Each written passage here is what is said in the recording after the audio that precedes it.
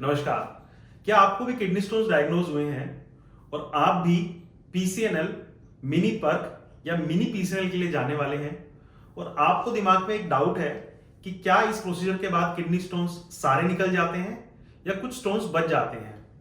तो चलिए आज हम बात करेंगे इसी विषय पर। मेरा नाम है डॉक्टर दीपांशु गुप्ता। मैं सीनियर यूरोलॉजिस्ट एंड्रोलॉजिस्ट हूं क्योर स्टोन के साथ। चलिए शुरू करते हैं इस वीडियो को। किडनी स्टोन्स डायग्नोज होने के बाद काफी सारे प्रोसीजर्स किए जा सकते हैं।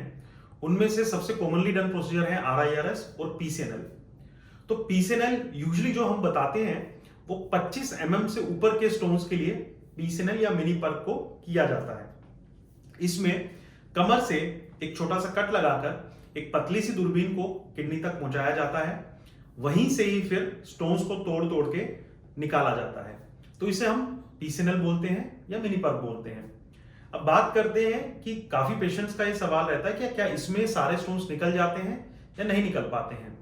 तो इसका जवाब है बहुत सारे फैक्टर्स पर ये डिपेंड करेगा कि आपका स्टोन पूरा निकलेगा या नहीं निकलेगा। जिसमें से सबसे बड़ा फैक्टर है स्टोन का साइज कितना है। अगर मान लीजिए स्टोन का साइज काफी बड़ा है या वो एक स्टैगहोर्न स्टोन है तो चांसेस ये है कि वो किडनी में सारे हिस्सों में फैला हो सकता है। तो उस कंडीशन में यह है कि या तो आपके सर्जन एक बार में ही उस स्टोन को रिमूव करेंगे, लेकिन हो सकता है कि उस एक बार में आपको 2 छेद या 2 बार कट लगाना पड़ जाए, या फिर ऐसे भी चांसेस हैं कि आपको ये 2 सिटिंग्स में करवाना पड़े। हमारे यहां पर 20 या 30% पेशेंट्स में हम इसको दो सिटिंग्स में करते हैं अगर जो बड़े स्टैगोन होते हैं, और अगर सब कुछ सही है तो इसको एक सिटिंग में भी किया जा सकता है। तो एक फैक्टर है आपके स्टोन का साइज कैसा है।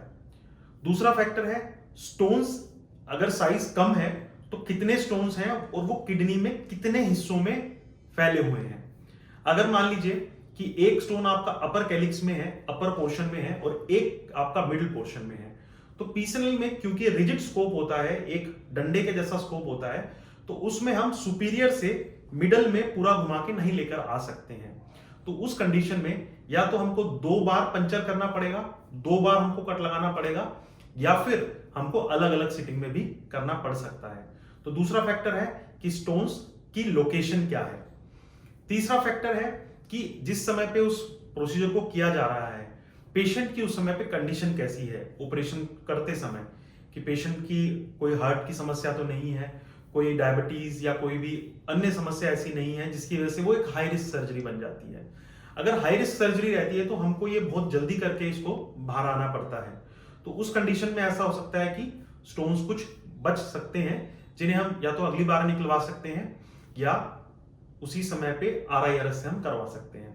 चौथा कारण होता है कि कई बार स्टोन्स सरक कर ऐसी लोकेशन पर चले जाते हैं जो कि पीसीएनएल से निकालने संभव नहीं हो पाते हैं।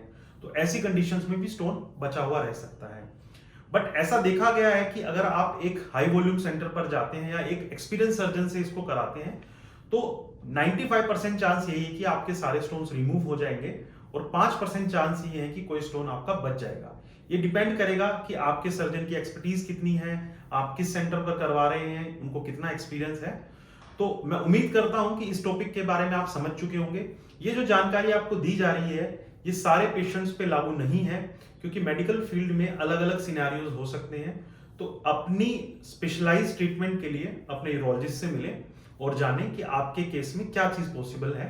ऐसी और किडनी स्टोन्स की वीडियो के लिए मेरे यूट्यूब चैनल को सब्सक्राइब करें और इंस्टाग्राम पे हमें फॉलो करें द क्योर स्टोन के साथ। धन्यवाद।